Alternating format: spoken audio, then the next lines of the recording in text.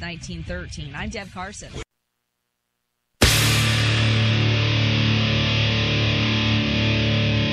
Where the left and right come together for fundamental truths. AD on the radio.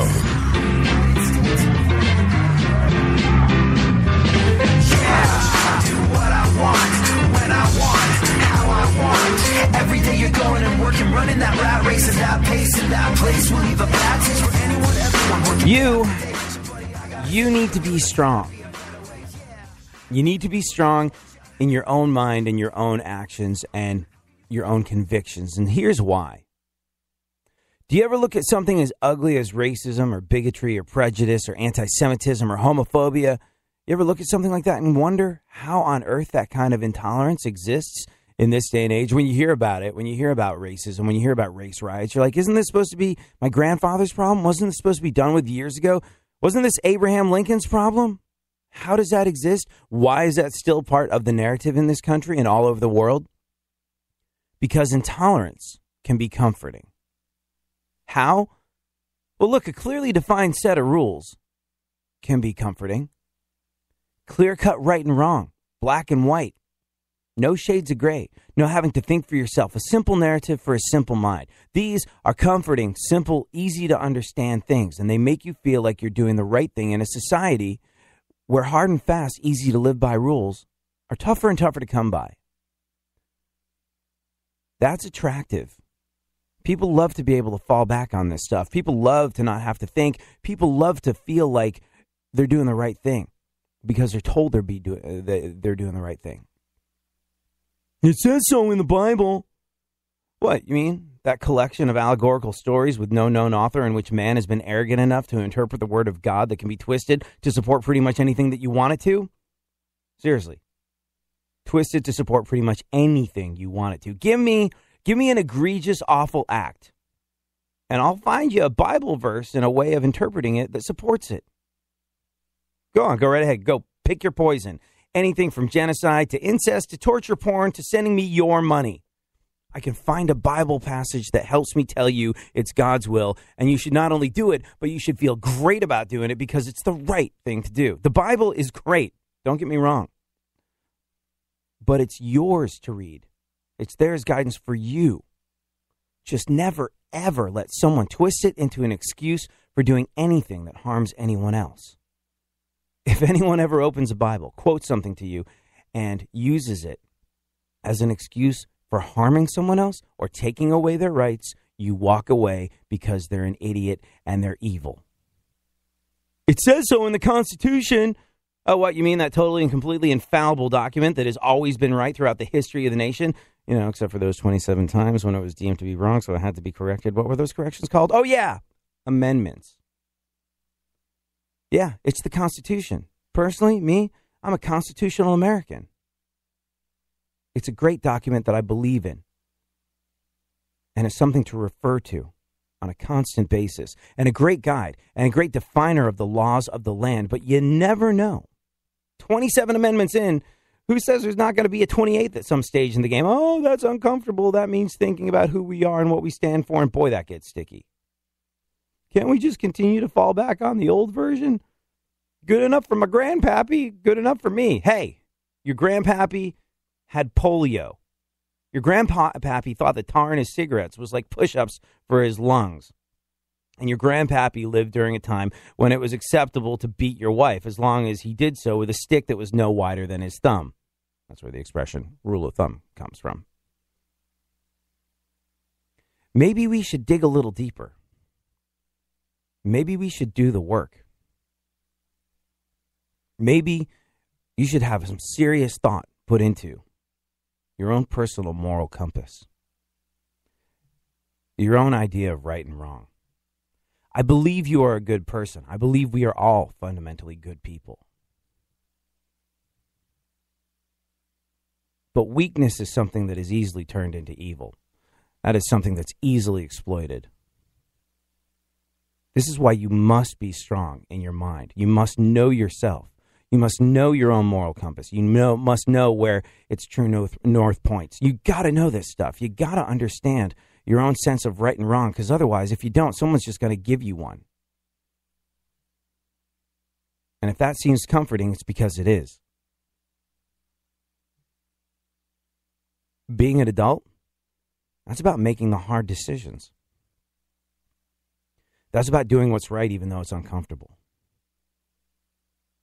And if you look on your Facebook page in the news feed today, you're going to see tons of people going, it's Monday, I can't adult today. It's indicative of a larger problem. Some people love having the answers offered to them. It's very powerful. When you're lost, having someone offer to show you the way home is all that you want. A preacher, a pusher, a politician, or a pimp. They all get their power from offering lost souls a way home. Don't be a lost soul.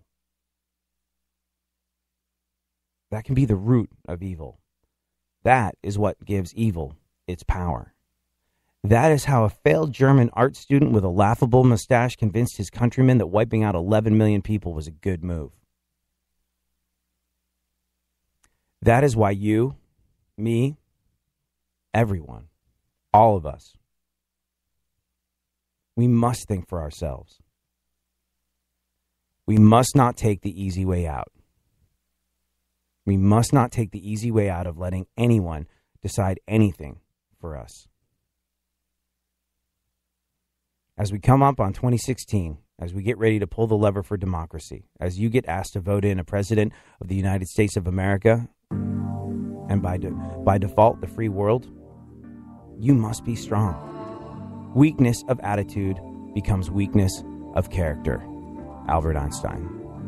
This feels so understood.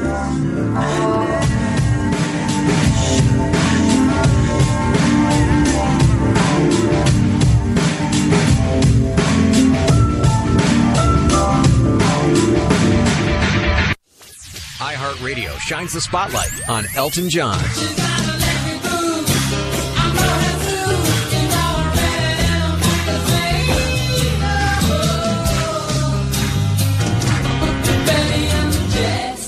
Born Reginald Kenneth Dwight, Elton John discovered his passion for music at an early age. He taught himself how to play piano when he was only 4 years old. John soon proved to be a great talent, winning a scholarship to a youth program at the Royal Academy of Music in London. In 1967, John answered an ad for a songwriter for Liberty Records. He got the job and soon teamed up with lyricist Bernie Taupin. John got his first big break as a singer with his 1969 album, Empty Sky. Down on Western Ford Gateway, that's a place where the dead say that a man is no more than his fair share of days. Down on Western Ford Gateway. While that recording failed to catch on, his 1970 self-titled effort featured John's first hit, Your Song. More hits soon followed, including such number one smashes as Crocodile Rock, Benny and the Jets, and Island Girl.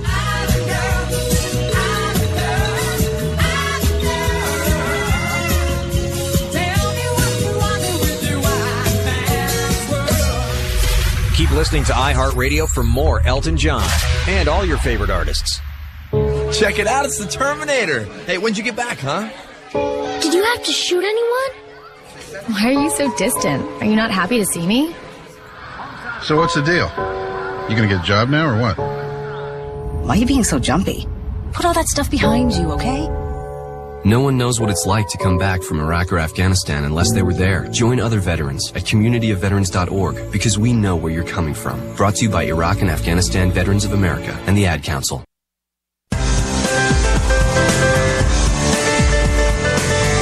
Like most kids from a privileged white upper-middle-class suburban background, for a significant portion of his childhood, he was pretty convinced he was down. AD on the radio. Let's go, talking that mess, better act like you know. Oh, let's go tonight, walk away punk, yeah bitch, that's right, I know this. You're nothing but a punk bitch, you're nothing but a punk bitch. So walk away, yeah, yeah. Alrighty then. It's Monday. How you doing? How you feeling? You all ready to you all ready to give up a week of your life to soul-destroying drudgery in the workplace? Now here's the thing, if you're having problems summoning up the chutzpah as it were, to get into the workplace and do your thing and kick this week directly in the unmentionables. I don't know when you work, but maybe you're finishing work, maybe you're starting work, but bottom line is it's Monday. And Mondays are zero fun. I identify with Garfield the cat. Love lasagna, hate Mondays, and there's a reason for both of those things, and that's because lasagna is delicious, and Monday is awful, just awful. So, I'm going to remind you of a couple things. One, we're here to see you through. We're here to have some fun along the way, and we're here to get you through this soul-destroying drudgery known as the work week until you reach that next 48-hour period of sweet, sweet freedom known as a weekend. We're here to have some fun along the way. The other thing that you probably want to bear in mind is, well, we talk about this all the time on the show. When you're struggling with Monday or Tuesday or just maybe getting out of bed or maybe not cutting people's heads off when they say the wrong thing to you in the hallway because, God, other people are idiots. Hell is other people. And there's no time that you experience other people more than in the workplace. If you're struggling with all that, remember the why. Remember why you're there. Remember that you're helping to make the world go round. Remember that you're doing your little part to be a contributing member of society. And if you have a family, you are doing your very best to give the very best you can to the people that matter the most. So it's not going to make the soul-destroying bag of suck that is Monday stop being Monday. But if you remember the why, if you remember why you're there, picture of health and vitality. If you remember why you're there, it might help things go a little bit easier. You know what else helps things go a little bit easier? Checking in with super producer to the stars, Barry Funkhauser, as we look at the events of the last couple of days in our segment, My Witness News. In no way, shape, or form fair, certainly not balanced. Funkhauser, how are you and what is going on in the world? I am good. And the news department rolls on. How was your weekend? Do anything fun, noteworthy, interesting? Yeah, but you know me. Can't really remember it right now. I went to a pool party in Encino, brah. Oh yeah. How was the pool party in Encino? Anything it's interesting cool happened till there? my ex-girlfriend showed up. Oh, what? Oh, hold on. All right. Funkhauser. You going to clue him in on stuff right now? No, just Funkhauser. Funkhauser is very successful with the ladies. And it's interesting because Funkhauser is successful with the ladies not because of a skeevy Lothario sort of thing that he does. He's not sort of like a real lady killer. Funkhauser, as best as I can tell, is just a really, really nice guy. And he lives in Hollywood. And he's a nice guy. Hollywood, California, not Hollywood, Florida. California. Right. Oh, yes. Yeah. So the people listening on Real Radio 104.1 in Orlando know the difference. He is not living in Hollywood, Florida. What? No. Real Radio 104.1. I wasn't prepared there. You don't have to. Radio 104.1. It's a Monday, man. Yeah. But Funkhauser is a guy that doesn't have an agenda. He's not like a real sort of like lady killer. He's not out to prove that he is a master of the old pork sword, so to speak. And he's not looking to add notches to his bedpost. And ironically enough, the fact that he's not out there in Hollywood, California, where everyone is trying to add notches to their bedpost, the fact that he's not makes chicks drop trow very quickly. This is from the outside looking in, Funkhauser. Sure, this is not course, from what absolutely. you've said. But is this a fair approximation? Statistically accurate.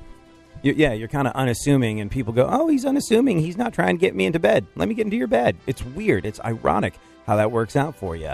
So when you say your ex came to the party, forgive me for being unable to narrow it down. Which ex? No, it was a are we talking long about? time ago. The one we probably hadn't talked about. Oh. My first Tinder experience. Your first Tinder experience? Like, what, a year or two later? Was this... now, I mean, a lot of people say, my ex is crazy. But did you actually have one ex that sort of, lost her mind? Yes. Had to be institutionalized? Yes. Yes, but this wasn't her. the one. No, this was the girl lived in Silver Lake. She works for like an eyeglass company. Super hipster. Short hair, tattoos and stuff. An eyeglass company? Yeah. Like, was she a lens grinder in an old-timey sort of way? Sure. We'll call her She lived that. in She lived in Silver Lake, and she worked for an eyeglass company. That creates monocles, yeah. Does she have, with her making monocles, only parking her penny farthing bicycle on locally sourced artisanal small batch gravel in her driveway? Sure, all of those things, yes. Okay, but go on. What about her? Well, I broke it off with her for many reasons. One being her tattoos didn't make any sense. They don't work together on her arms. Just, you broke up with her because her tattoos didn't work together as a whole? Yes. You're picky. That's one of... It was a long time ago. 2 years. And, now I'm with an illustrator, artist. And at the party, we decided to sit down for a little bit. She's drawing people. She's just doing little sketches. Sketching around people drinking and talking to each other and stuff in the pool. And I'm looking at her art, and I'm like, ooh, what? Who's this person you're drawing with all these weird-looking tattoos? And I look up, and there's the XXX, I think. Uh-huh. And hightailed it out of there. Oh, you didn't interact? Just got the heck on out of there. Yeah, no. It was one of those that didn't end well, we had a phone call saying, it's not going to work out. And then emails followed for the next, 3 weeks saying, I don't know why you please talk to me. So, the possibility of things going haywire, we're at a 9, so I got the heck out of there. Also, you were there with your newer relationship. You were there with your girlfriend, who is a relatively new prospect, your girlfriend. It's not like you guys have been together for years or anything. It's, a couple months now, right? Yeah, that could go really wrong. Well, things are going strong, but she doesn't know you well enough to the point where if you see a girl at a party that you used to date and you go, we have got to get out of here.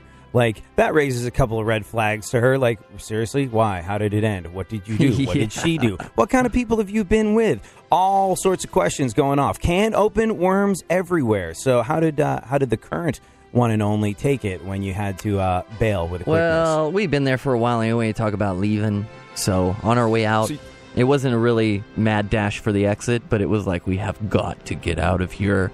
And in the car on the way home, I still have the emails because Gmail is awesome.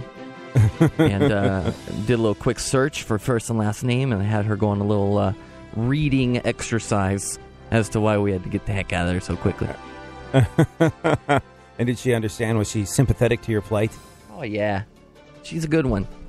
Well, she actually wanted to hang out and watch some drama unfold. So good on her. Oh, good. She's 5'10" or something, so, she's bring it on. Girls are intimidated by tall people, I guess. It's fantastic that she's willing to treat your pain from your past relationship as a form of entertainment. I would have liked to stick around, pop some popcorn, and see what happened. She's like, give me something to sketch. Yeah, give me something to sketch. So yeah, it was cool. Good weekend. I'm happy to know that you managed to move quickly yet safely to the exit and get out of there before the fire consumed everything. Okay. Well, narrow escape. Good job. What's going on in the world? Gwen Stefani and Blake Shelton are reportedly dating. Oh, yeah. Yeah, I heard about that. They're not the only people on Love in the set of The Voice. There's also Adam Levine and himself. Do you have any theories as to why Gwen Stefani and Gavin Rossdale are breaking it off after 13 years of marriage? I don't know. I could make several puns to the tune of song lyrics, but no, I can't really do it justice. What do you think? So, today I think I read that today is their anniversary, their 14th anniversary or their 13th anniversary, and obviously they're not together, and this will be their last. So it's got to be extra poignant to be a Stefani or a Rossdale at the moment as you go, today coulda, shoulda, woulda. See, I don't know. I'm not one to speculate about celebrity relationships and why they do or do not work. But one thing that adds an interesting layer to it is that, I can't imagine what the straw that broke the camel's back was, because Gwen Stefani put up with a lot. All those years later, Gavin Rossdale found out that he had a 17-year-old daughter who was posing naked in magazines. It was just maybe this way my father who denies my existence will pay attention to me. Boobies, boobies, boobies. She was the daughter of some famous groupie in England who had literally sort of entertained, if you know what I mean, and I think you do the entire rock star population of England, and Gavin Rossdale was one of them, and one must have got away because he has a rather attractive sort of 21-year-old daughter now because of it. And then there was a whole thing where Gavin Rossdale, people asked him a little while back, are you gay? And he was like, no, of course I'm not gay. I'm not gay. And not in the slightest I'm not gay. You know how I know I'm not gay? Because I dated dudes for 5 years. And I realized it wasn't for me. So, no, not gay. But you're not straight. And, the one thing Gwen doesn't have that Gavin might be looking for, who knows? So there's all that stuff. There's all that sort of stuff that they had going on, which is, enough to break the back of any kind of relationship, let alone theirs, which is high pressure and high visibility and all this sort of stuff. So I gotta wonder what it was that, if their relationship could survive gay philandering. Not that there's anything wrong with that. Maybe she's very accepting of it, but I heard she wasn't too thrilled, like it was a problem.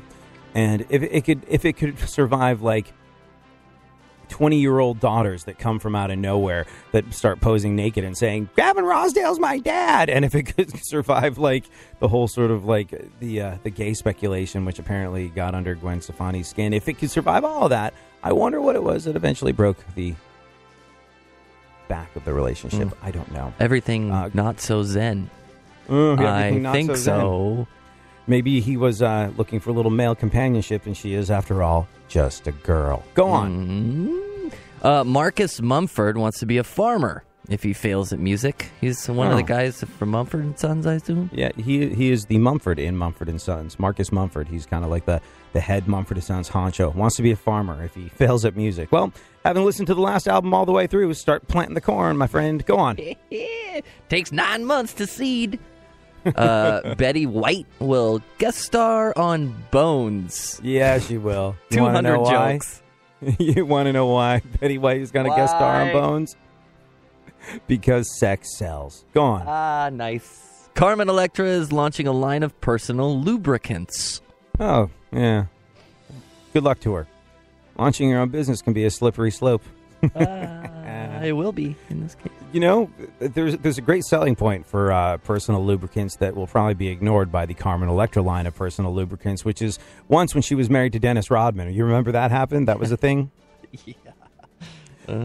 She used to like to call him the N-word in bed all the time, apparently. Like, she would punch him and call him the N-word.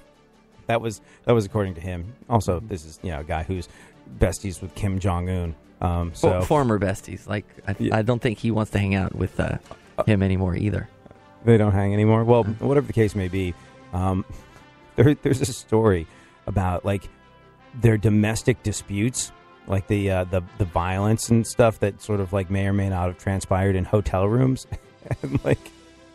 and apparently one of the big fights that they had where police and security were called and all this sort of stuff resulted in her trying to put an uncooked piece of penne pasta in his most intimate of areas while he was sleeping. Uncooked. Think about that for a sec. Uncooked. The kind that are cut diagonally at the end so they have a pointy bit. She was trying to insert that into a place where... An uninsertable place? Right, yeah. And he woke up and he was like, what the hell are you doing? And violence ensued. That's the story. Google it. Google Carmen Electra. Time for penne spaghetti! Pasta. Yeah. So her marriage to him might have worked out if she just had her own personal line of lubricants. Could have just, that wouldn't have been as much of an issue. He could have slept through the whole thing and they could still be happily married. So I understand her motivation. One more piece of news. Quick. Miley Cyrus. Yeah. She reportedly wants to get devil horns implanted in her head. Oh, yeah, those little prosthetic things that you can have inserted under the skin subcutaneously. But, only if she can't think of a more desperate and pathetic way to show the world how edgy and shocking she is. Please, for the love of God, pay attention to me. Jamming on the one like Theo and Stevie. I know it sounds crazy, but you gotta believe me when I feel like I just can't make it through. USA Headline News. I'm Ron Taylor. Northern California's raging Valley Fire has turned deadly. The massive wildfire has claimed the life of one person and remains at 0% containment, covering an estimated 50,000 acres. As we came down, there was fire everywhere. And all of houses, our neighbors' houses, friends' houses, everybody's houses are burning up. Cal Fire says hundreds of homes have been destroyed since the fire erupted on Cobb Mountain Saturday afternoon. The fire has prompted California Governor Jerry Brown to declare a state of emergency in Napa and Lake counties. Authorities in western Kentucky are searching for a suspect who shot and killed a Kentucky State Police trooper. The suspect's vehicle was found abandoned in the median of Interstate 24 in Lyon County last night. A police spokesman would not disclose the trooper's name nor more information about the incident. Authorities are calling it a very dangerous situation. Kentucky County clerk who went to jail because she wouldn't issue marriage licenses to same-sex couples goes back to work today. Rowan County Clerk Kim Davis was released last week. This is USA Headline News. Bad credit card debt happens to good people. Credit card companies lure you in with low introductory rates or low minimum payments, and before you know it, you owe thousands of dollars in credit card debt. It has happened to millions of good people just like you. But here's the good news. Thanks to a powerful program now approved, anyone with $2,000 or more in credit card debt can cut their credit card payments up to half and even reduce or eliminate interest charges altogether. That's right. Our nationwide nonprofit program is helping U.S. residents cut their credit card payments. Call 800-991-6376 now. The call and information are free. Credit Guard has helped over 500,000 people with their credit card debt, and now we can help you. Call 800-991-6376 to see how this powerful nonprofit program can work for you. Bad credit card debt happens to good people. Get free of credit card debt today. Call 800-991-6376. That's 800-991-6376. Again, 800-991-6376. In the NFL, checking games to note for the first weekend of action. Sunday night saw the Cowboys stun the Giants for a 27-26 win. Dallas quarterback Tony Romo led a 6-play, 72-yard drive in a minute and 27 seconds and hit tight end Jason Witten with the game-winning score with 7 seconds to play. In that win for Dallas, though, they lose star wide receiver Dez Bryant. He's out 4 to 6 weeks with a broken foot. Titans down the Buccaneers 42-14 as Tennessee quarterback Marcus Mariota, the rookie, threw 4 touchdown passes all in the first half in his first NFL game. First overtime game of the season saw the Rams get by the Seahawks 34-31. Bills down the Colts 27-14 in Rex Ryan's first game as Buffalo head coach. Packers over the Bears 31-23. Aaron Rodgers 3 touchdown passes for Green Bay. And the Chargers rallied from down 21-3. They beat the Lions 33-28. One other major injury note in the NFL, Baltimore Ravens standout defensive player Terrell Suggs out for the season with a torn Achilles. I'm Eddie Garcia.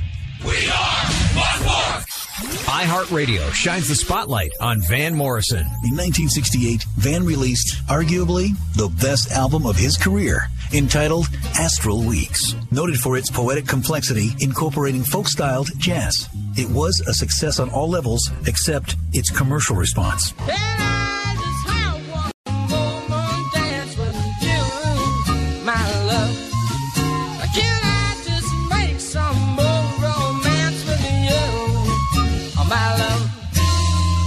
In contrast, Morrison's 1970 optimistic follow-up, Moondance, not only catapulted the singer's popularity, but finally received public acclaim. From Moondance's release in 1970 onward, Morrison's records were said to stylize a more celebratory tone due to his recent marriage to Janet Planet and their relocation to California. I'm going out and dance. Oh, come on out and make romance. Yes, indeed. Come on out and dance. Come on out. Keep listening to iHeartRadio for more Van Morrison and all your favorite artists. iHeartRadio shines the spotlight on the Rolling Stones.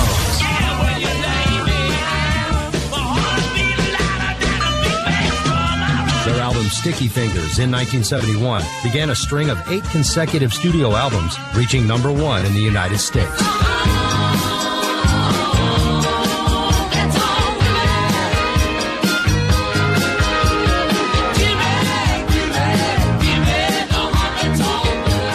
Rock and Roll Hall of Fame inducted the Rolling Stones in 1989, and Rolling Stone magazine ranked them 4th on the 100 Greatest Artists of All Time list, with album sales estimated at more than 200 million worldwide. It's been over 50 years, and the Rolling Stones are still a force to be reckoned with. Keep listening to iHeartRadio for more Rolling Stones and all your favorite artists.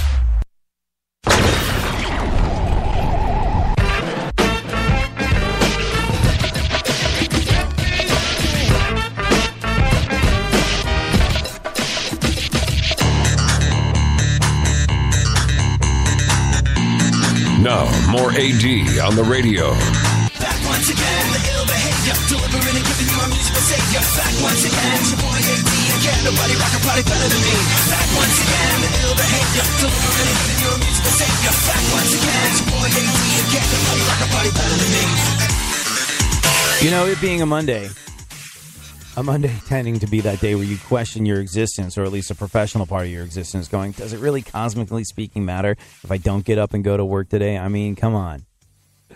Do I really have to attend an office gig? Do I really have to urinate my life away under fluorescent lights and then question it all? I found out something very interesting about your life and your life in the workplace specifically. Things about work that suck. Part of it's kind of depressing, but part of it's kind of cool.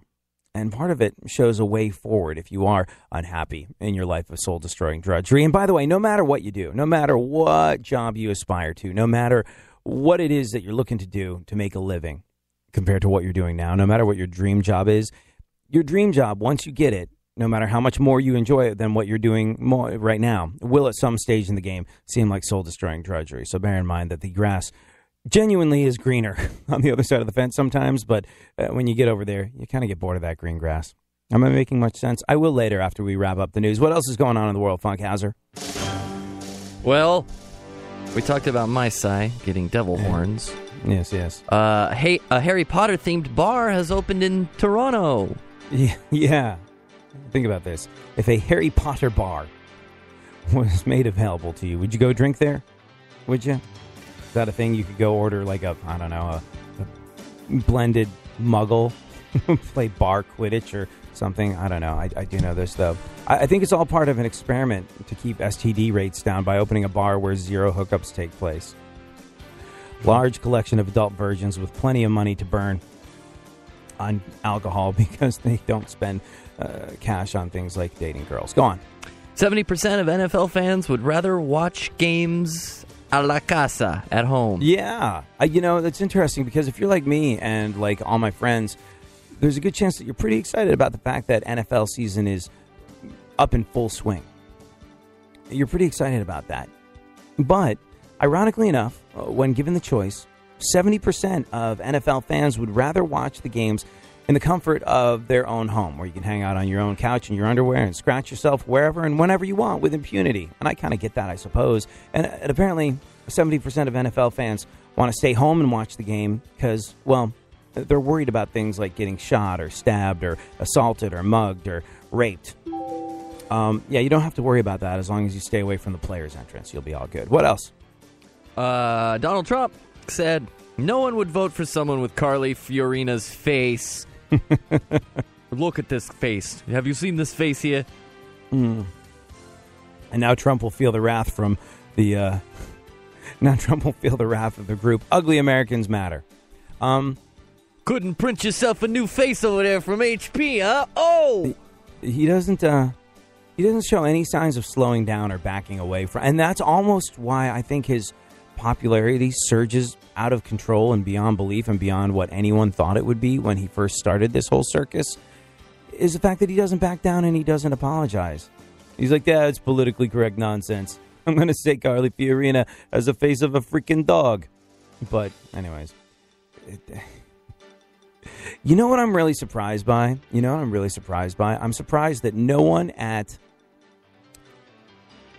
and they're going to start doing this, and I'm going to take credit for it because it was my idea and no one else seems to have had it. But if the people that are handling Trump's political career are smart, they're going to start equating his absolute lack of political correctness with Winston Churchill, one of the greatest leaders of all time, who didn't give an F about remaining politically correct. Really didn't. This famous Winston Churchill quote after some woman said that he was drunk.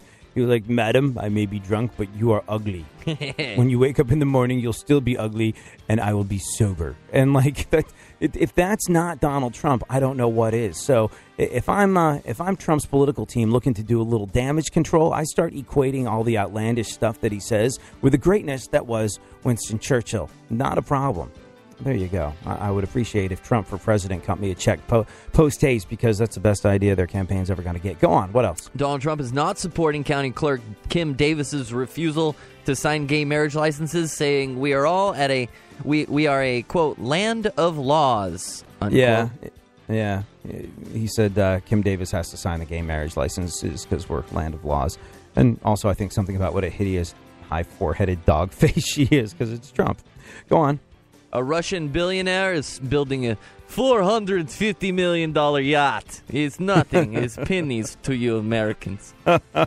Russian billionaire, $450 million yacht. It's interesting seeing what Russians do with their money versus what Americans do with their money. When billionaires in America blow money on something to compensate for a tiny penis, it's usually a presidential campaign. Go on. Solid gold floors. See this? A 30-year-old man in China has a condition that makes him look 50 years older. Yeah. Have you seen the pictures of this guy? No. It's crazy. He looks 80, is 30. Oh. The condition, the technical name for it, I believe, is whatever the hell Lindsay Lohan has. Go on. I saw Mean Girls this weekend with a girlfriend who had not seen it. So I got my Lindsay Lohan fix. Being an adult male. When she before she looked 80. Being an adult male that doesn't enjoy the tender romantic caress of another adult male. I've never seen that movie either, Funkhauser. What are you trying to say there?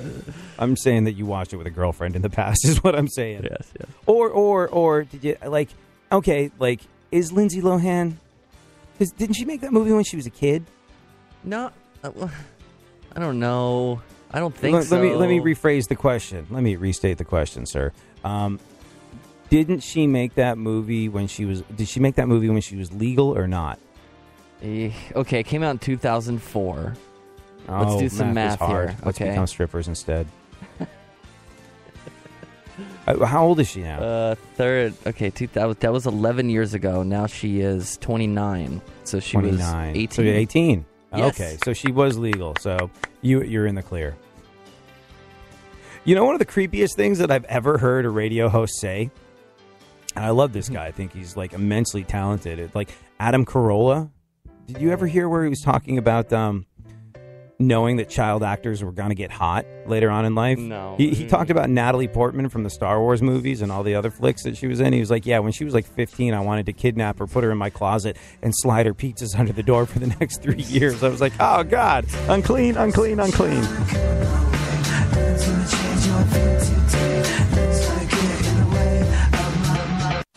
iHeartRadio puts the spotlight on Steely Dan.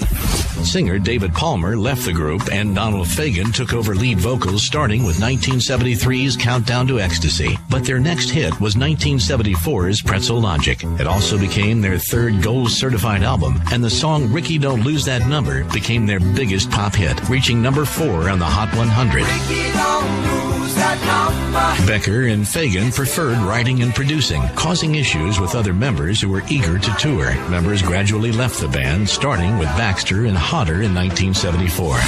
Katie Lied from 1975 marked Steely Dan's increased use of studio musicians, including singer-keyboardist Michael McDonald and drummer Jeff Porcaro. McDonald was also heard in 1976's The Royal Scam, which had more prominent guitar work than their previous albums.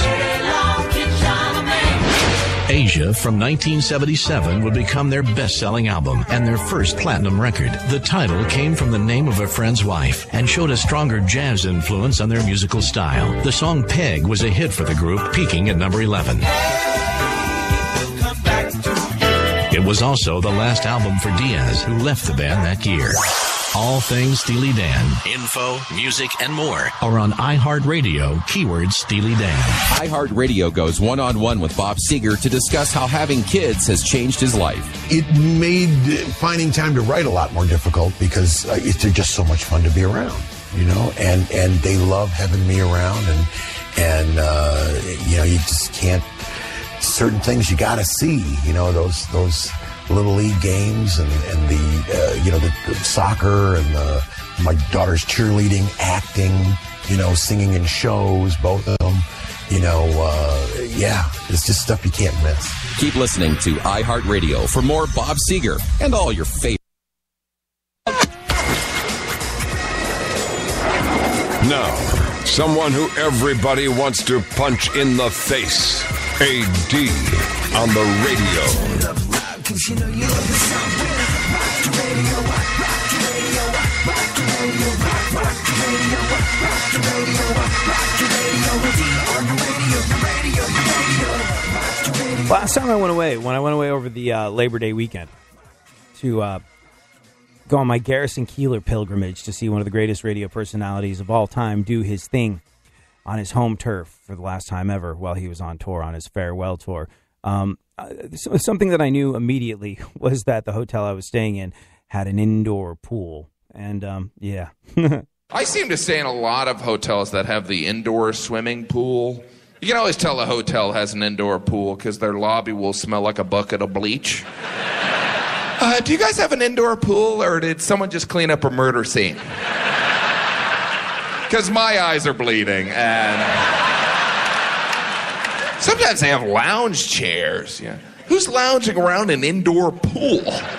After this chemical bath, what do you say we grab some fluorescent light? Breathe in some poisonous fumes, towel off with a dish rag. Think about it. Maybe I'll buy you a drink from the vending machine. You don't have $8 and quarters on you, do you? Whatever a stranger's doing in the hotel pool is immediately annoying, right? Like that guy that swims laps, aren't you always like, settle down, spazzo! You're at the Ramada, not the Olympics. It's funny because it's true. All right, let's continue with what remains of the news, Funkhauser. A 30-year-old man in China, we talked about, a sleep expert, says the workday should start at 10 a.m. Damn Skippy. Yes. Yeah. I always thought that was, for a very, very brief portion of my, note the sarcastic air quotes around this word, career. I did middays. I did like midday, which is the midday shift at a radio station, tends to be from 10 a.m. to 3 p.m. And you know what? I found that to be the most civilized of all hours to keep. But my sleep schedule was so unbelievably out of whack. At that stage in the game, like I'd done a bit of morning work as well. And I was like, it's easier to like wake up at 3:30 in the morning and go in and do a morning show than it is to wake up at 7 or 8 in the morning and go be at work at 10. But now I agree. I think that, a workday should start at 10 a.m. I think that is the most natural thing for a person's circadian rhythms, if you will. That way you're going to be more rested and better able to face the rest of your day pretending to work while you're actually on Twitter. What else?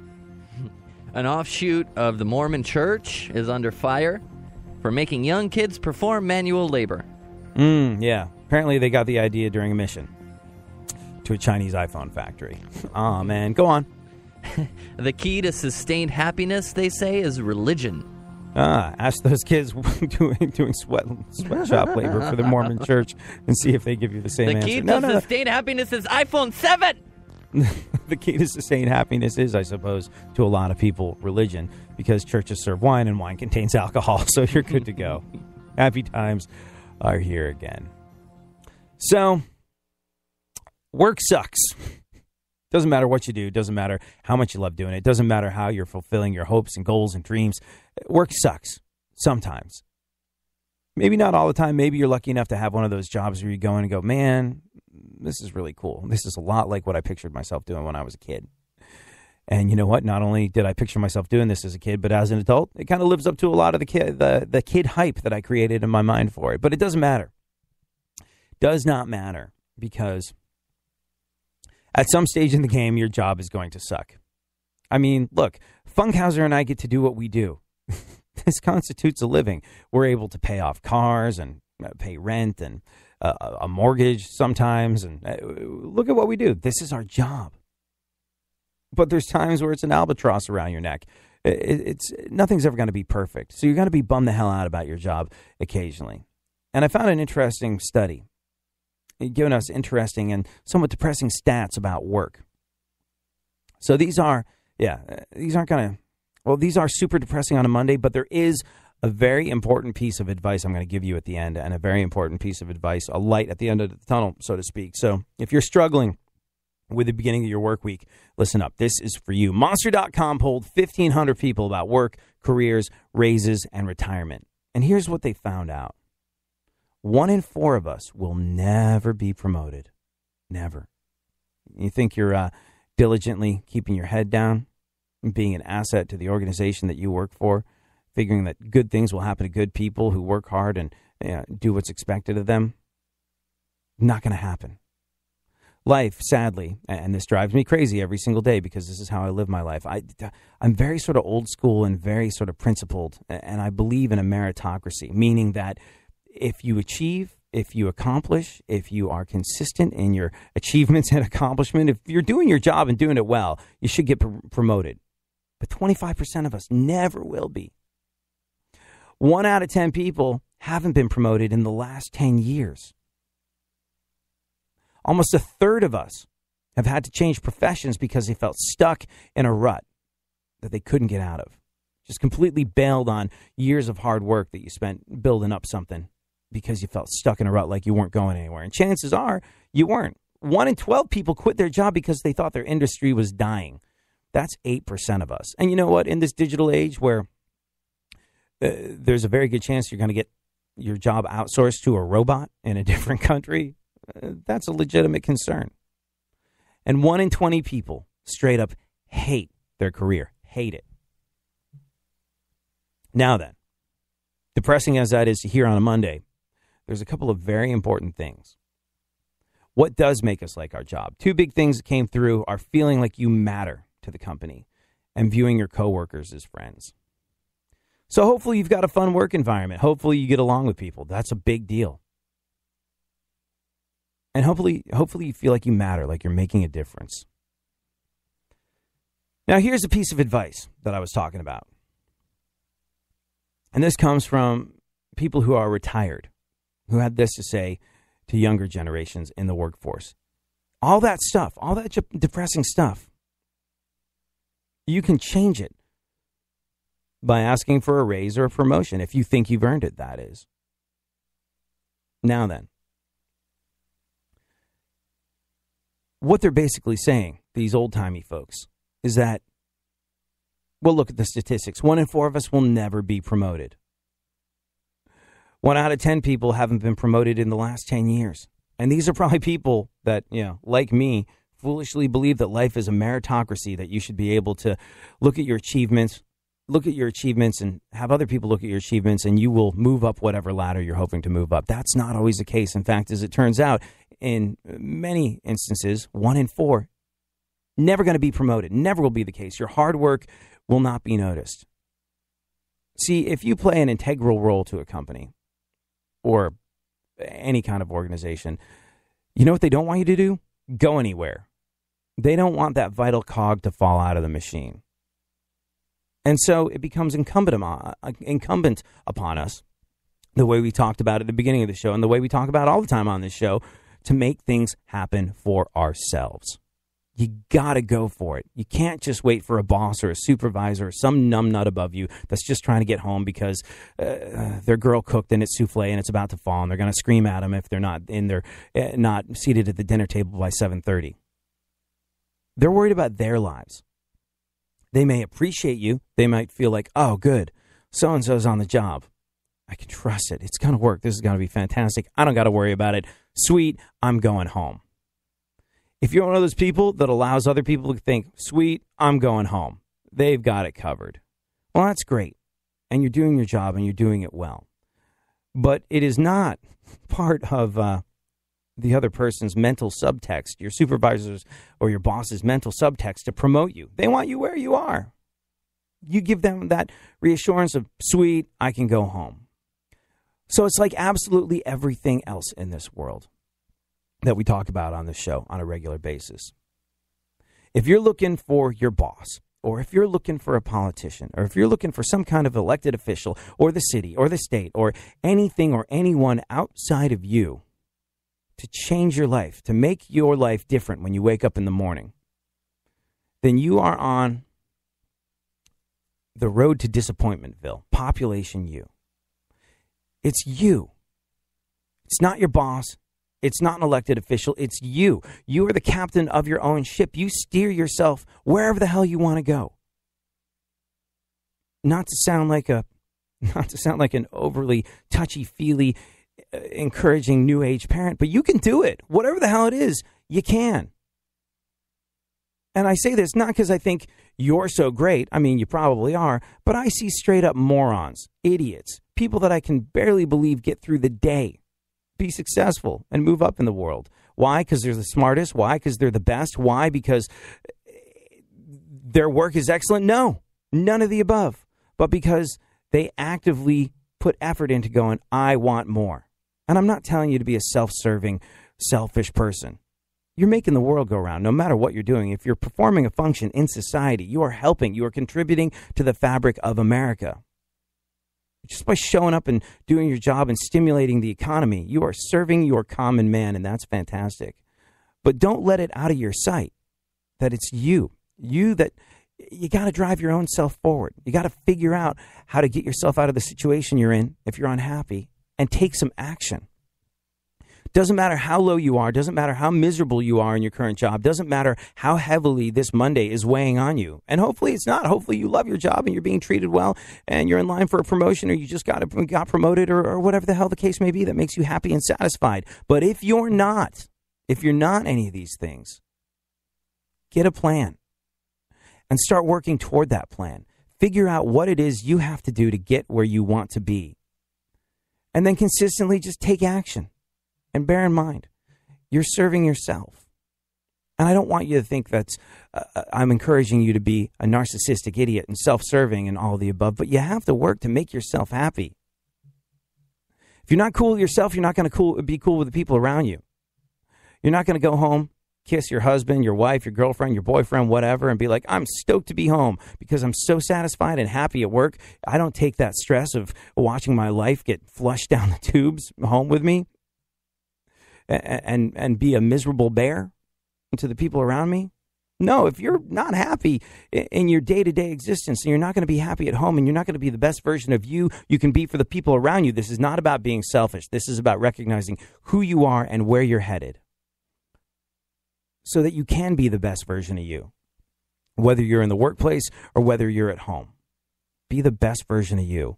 And that's not going to come from a boss. That's not going to come from a politician. That is going to come from you waking up and going, all right, here's where I am. Here's where I want to be. Here's where I need to be. What do I have to do to get there? And then taking some action. And then maybe going, okay, this isn't working. Got to take some new action. Just take the action. And if you're having problems on a Monday, bear that in mind.